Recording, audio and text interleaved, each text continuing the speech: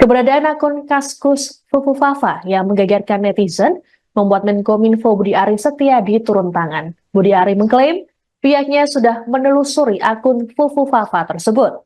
Ditemui di Kompleks Parlemen Senayan, Jakarta, Selasa 10 September, Budi Ari mengaku pihaknya sudah lama mendalami akun tersebut.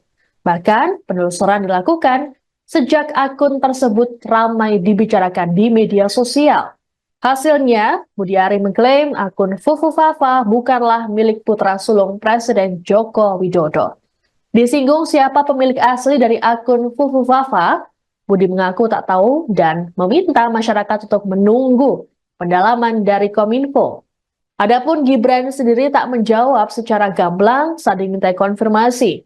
Ditemui di kota Solo di sela belusukan bakal calon wali kota, Gibran dengan ketus meminta wartawan untuk menanyakan pada pemilik akun.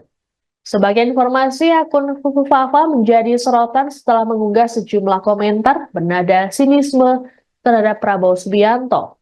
Selain itu juga terdapat sejumlah komentar bernada seksisme. Download Tribun X sekarang, menghadirkan lokal menjadi Indonesia.